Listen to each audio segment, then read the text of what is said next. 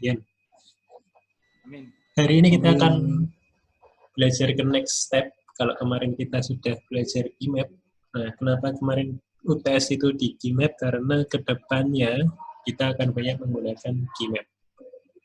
Insya Allah nanti akan saya bikinkan video tentang GMap. Jadi kalau teman-teman mau review, bisa tonton video itu. Nah, di sini namanya rangkaian kombinasional. Pastinya hubungannya sama kombinasi-kombinasi gitu deh. Definisinya adalah rangkaian logika dengan nilai output yang ditentukan kombinasi logika inputnya. Jadi kita mau buat output, misalkan kita mau nulis angka 14, kita bisa setting di inputan itu. Misalkan aku kasih ke Adrian sebuah value yang hanya Adrian tok yang bisa tahu. Maka Adrian aku kasih kunci 1. Nah, si Haidar aku kasih kunci lainnya, aku kasih kunci 2. Maka nanti Haidar atau Adrian akan mendapatkan nilai output yang berbeda. Itu gambarannya.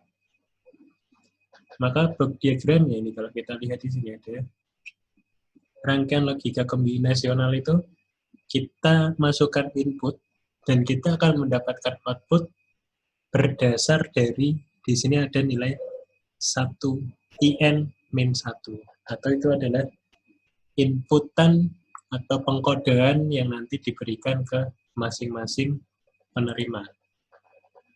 Nah, gambarannya seperti itu.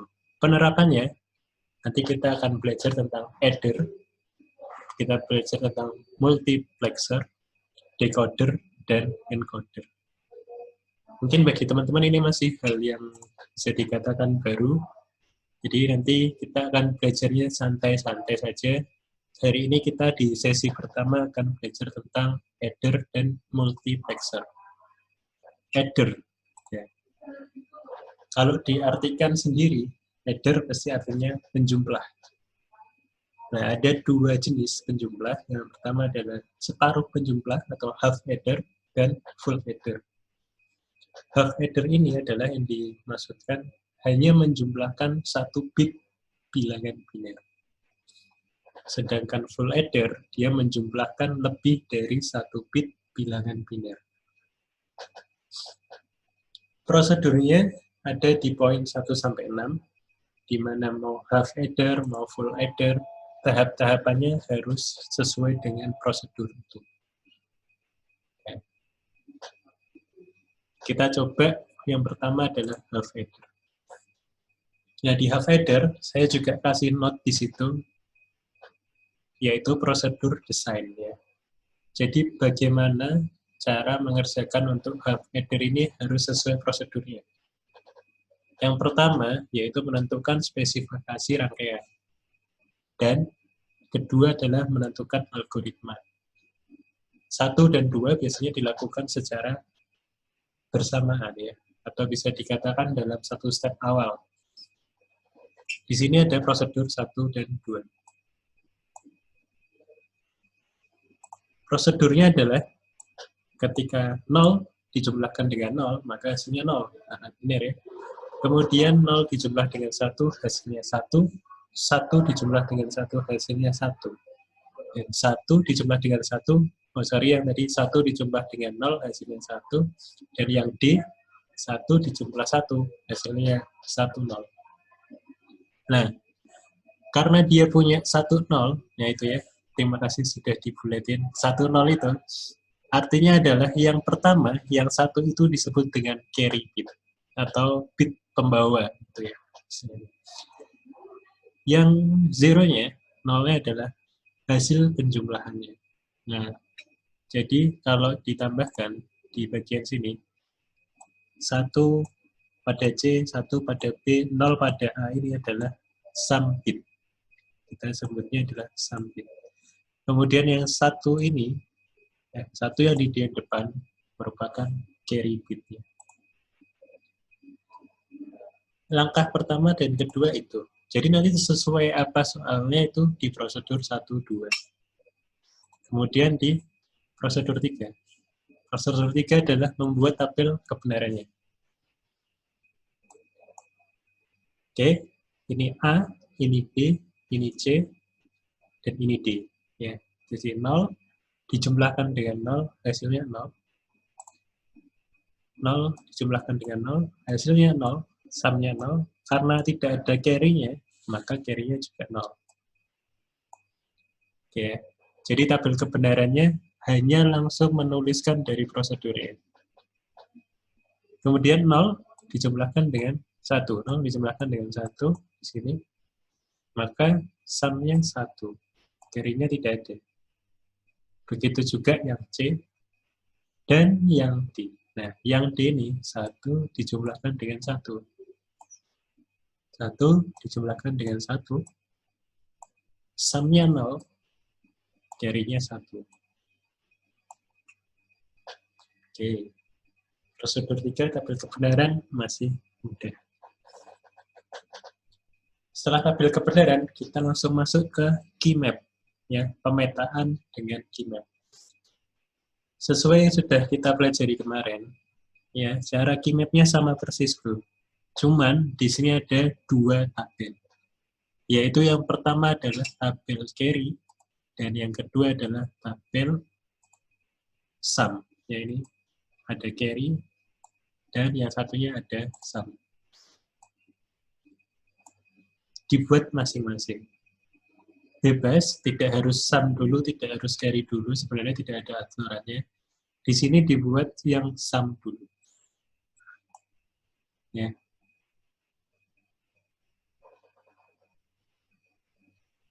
Apa yang terjadi di sini adalah yang dihitung cuma satunya saja. Beberapa kemarin, saya sempat mengamati teman-teman waktu mengerjakan KIMAP masih ada yang bingung ketika nilainya seperti ini. 1 di sini, kemudian satunya di sini. Ngilang gitu ya ceritanya. Nah, ketika menyilang gini, ya sudah, berarti dia tidak bisa disederhanakan gitu. Jadi ya 1 di sini ditulis sendiri, kemudian yang 1 di sini juga ditulis sendiri.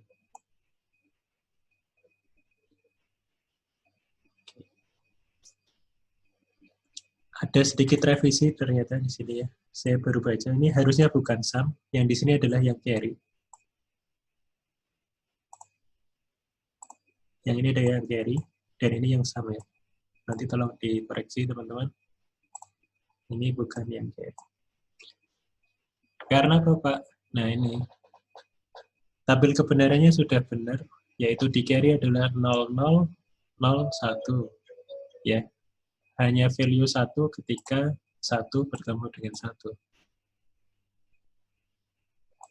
Maka di sini 1 bertemu dengan 1, hasilnya 1 dan yang lainnya 0.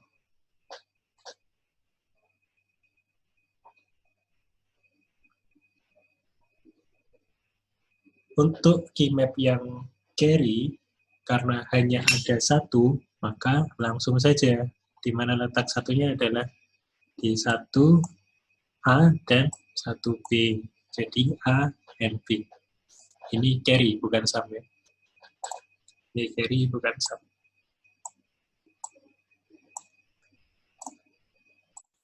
Kemudian, di bagian yang sum ya, terdapat 2 value yang nilainya 1, yaitu di A dan di B inverse.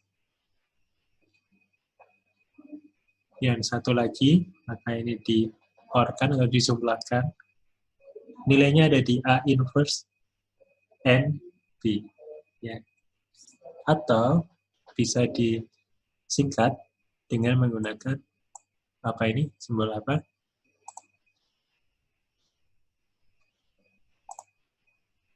Ada plus di dalam kurung ya, XOR ya. Makanya ini di sini digambarkan XOR. Prosedur 4, key map sudah selesai. Intinya dari key map itu kita ingin mengetahui apa sih hasilnya, carry-nya apa, sum-nya apa. Kalau sudah, maka kita masuk ke prosedur 5, yaitu hasil relasinya. Terdapat 2 buah gerbang ya. Yang pertama adalah gerbang N di sini. hasil dari carry, yaitu A and B. Dan satu lagi, hasil dari sum. Hasil dari sumnya adalah A XOR B.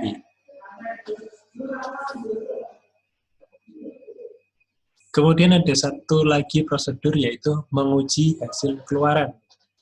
Nah, menguji hasil keluaran itu adalah sama persis di latihan soal kita sebelumnya. Jadi kita buktikan dengan prosedur 5 ini, apakah hasilnya sama dengan tabel kebenaran di awal. Jadi tidak perlu saya jelaskan, karena ini sangat mudah, kita tinggal masukkan saja value-nya A berapa, B berapa, hasilnya seperti apa. Itu teman-teman untuk half adder. Satu lagi yaitu simbolnya. Ya. Jadi ada inputnya A, B, outputnya adalah S dan C.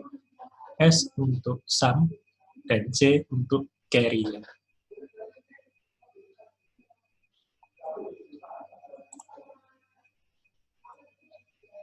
Half adder sudah selesai, kita masuk ke full adder. Pembedanya adalah untuk full adder lebih dari 1 bit bilangan biner. Ya. Jadi kalau tadi cuma ada A dan B, sekarang ada C-in. Nah, C-in ini adalah yang dimaksudkan adalah carry in. Ya, saya akan tuliskan di sini note C-in, yang dimaksud dengan C-in adalah carry in.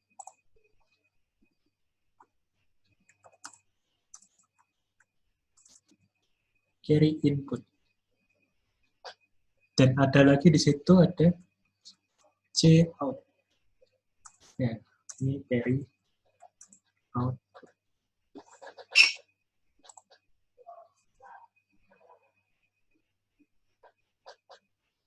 Maksudnya gimana Pak? Kok ada carry input?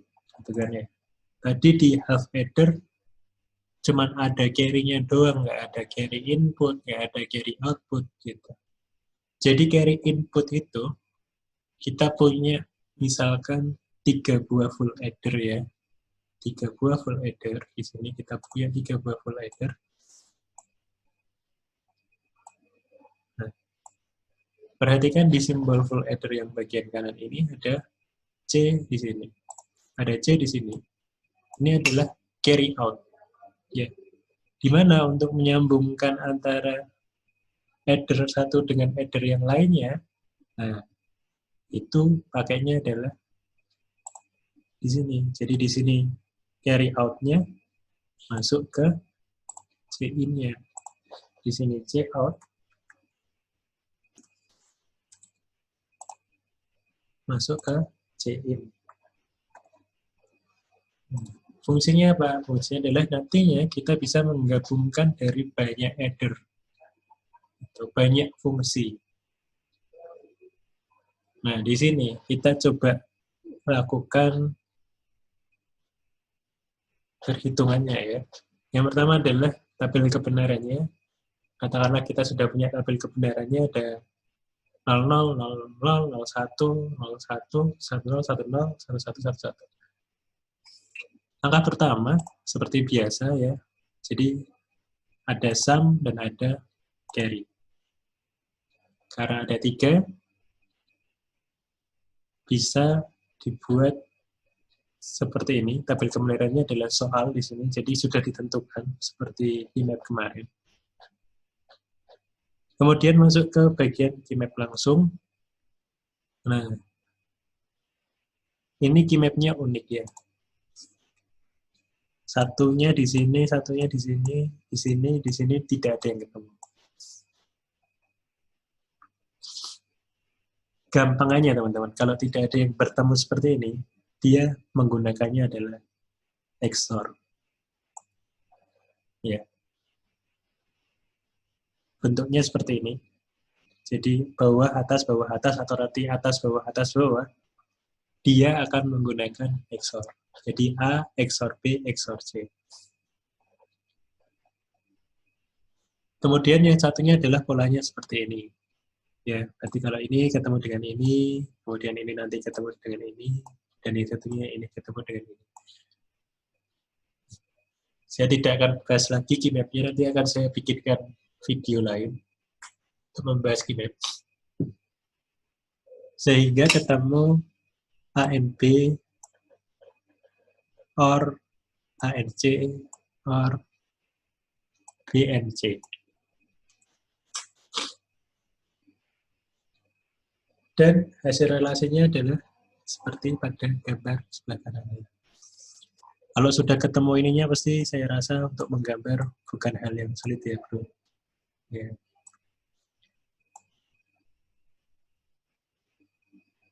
Jadi untuk full adder, kita punya dua inputan, yaitu input A, input B, ditambah dengan carry in. Ya.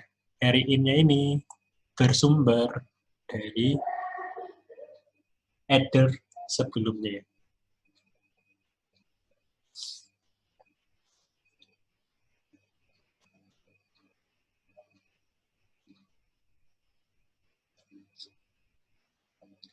Ini untuk full adder. Ya, jadi bedanya antara full adder dengan half adder hanya pada C-in-nya ini saja.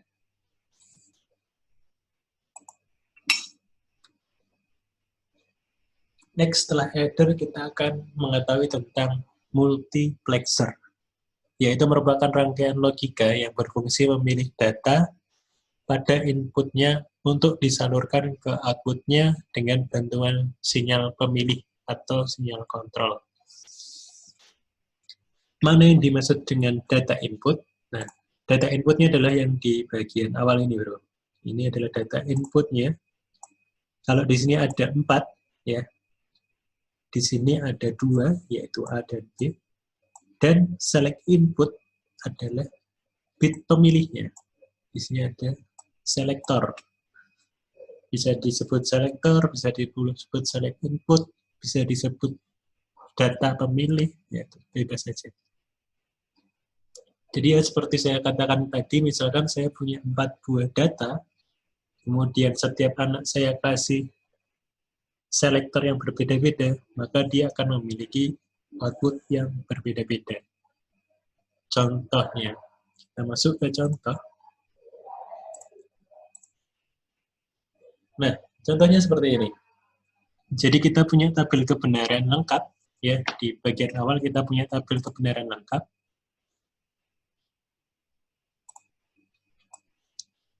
Entah apapun dan berapapun isinya, outputnya seperti apa, kita sudah tidak perlu pedulikan lagi. Kita langsung ke prosesnya. Proses yang pertama pasti Keymap. Keymap dari tabel kebenaran F, outputnya adalah F di situ. Ya, ini adalah outputnya F, maka di sini juga dituliskan outputnya F.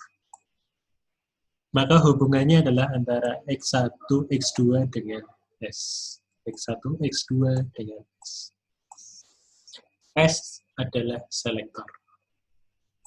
Saya tulis lagi di sini, S adalah selektor.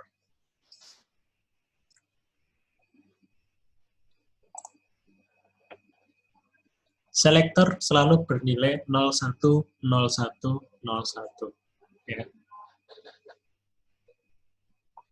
Jadi di sini 01, 01, 01 pada setiap datanya. Kalau teman-teman perhatikan ini, di sini data X1 dan X2 adalah sama-sama 0. Sedangkan selektornya akan ada 0 dan 1. Begitu juga di setiap input yang berbeda-beda. Oke, masuk ke Keymap-nya. Ya. Jadi kalau ini tadi 00, maka ada 2 selektor 0 dan selektor 1. Oh, ternyata sesuai dengan tabel kebenarannya, kalau selektornya 0 atau 1, di input 0 dan 0, maka outputnya juga 0 semua. Nah, di sini kita perhatikan ini, akan ada perbedaan di bagian inputnya 0, 1, dan inputnya 1, 0. Jadi misalkan, saya gambarkan ya, jadi ada sebuah data yang sama-sama saya kirim ke kalian 0 dan 1. Kemudian saya kasihkan data katakanlah ke Mas Andika, saya kirimkan data ke Mas Andika adalah 0. Maka Mas Andika akan mendapatkan hasil atau sebuah nilai yaitu 0 di sini. Hasil dari data yang saya berikan 0, 1 dan selektornya 0. Nah, akan berbeda jika datanya saya kasihkan ke Ina misalkan. Saya kasihkan ke Ina selektornya 1, maka Ina akan mendapatkan value 1. Ya. Dari Kinet itu, kita bisa buat lagi rangkaian multiplexernya, yaitu seperti ini. Ya, rangkaian multiplexernya seperti ini. Jadi ada input X1, kemudian ada input X2, ada selektor di situ. Ya, Pak, itu kok notnya gambarnya ke atas? Bebas ya. Yang penting kita baca garisnya arahnya kemana. Oh, itu arahnya menuju ke inputnya N. Gambar rangkaian multiplexernya akan seperti itu. Ya, jadi dari angka-angka itu, kalau kita buat rangkaiannya seperti apa? Nah, seperti itu. Rangkaian itu bisa juga kita buat ke dalam program. Ya. Maka kalau N, ya N, kalau OR, sedangkan kalau not, berarti nanti kita inverse-kan nilainya itu. Atau dalam simbolnya, ya, kalau yang sebelah kiri ini adalah rangkaiannya, maka yang sebelah kanan ini adalah simbolnya. Simbol multiplexer ini 2 ke 1, ya, jadi inputnya 2, outputnya 1 adalah seperti ini. Jadi digambarkan sebuah trapesium yang memiliki 2 buah inputan, yaitu X1 dan X2, dan ada 1 buah selektor di sini. Di mana selektornya bisa bernilai 0 dan 1. Sehingga outputnya adalah F.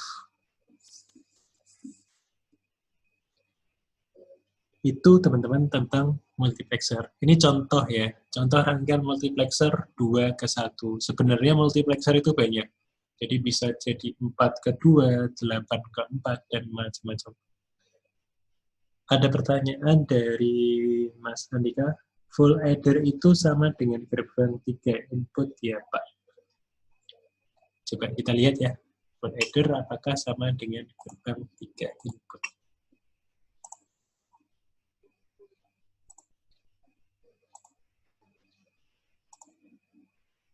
Oke, gambarnya seperti ini. Full adder apakah dengan sama gerbang 3 input? Ya, bisa dikatakan seperti itu. Kenapa? Karena inputnya ini ya, pada full adder ini, dia memiliki 3 input di sini. Ya, dia punya 3 input di sini, yaitu ada C, in, carry in, ada A, dan ada B. Jadi, bisa dikatakan inputnya selalu 3, atau minimal 3, bahkan bisa lebih. Ya. Bahkan bisa lebih. Makanya kan di sini tadi dituliskan lebih dari 1 bit bilangan biner. Jadi dia bisa banyak, bro. Untuk selektornya, Pak, itu ada rumus sendiri atau langsung ditentukan, Pak? Oke. Tapi untuk Ansari nanti dulu saya lanjutkan ke Andika. Tapi outputnya kok 2, Pak? Nah, outputnya itu selalu 2. Mau half adder, mau full adder, outputnya selalu 2. Dan jangan salah, teman-teman, outputnya di 2 ini ya, yang pertama adalah sum, dan yang kedua adalah carry. di mana yang digunakan adalah sum-nya saja sebenarnya. Yang dikatakan output-nya itu adalah sum-nya saja. Yang dikatakan output itu adalah sum-nya saja yang atas. Carry bukan sebuah output. Mengapa carry bukan sebuah output? Carry hanyalah pembawa saja. Jadi misalkan tadi kita punya 2 buah full adder ya. Kita punya 2 buah full adder. Nah, carry itu fungsinya mengasih tahu kepada yang adder selanjutnya.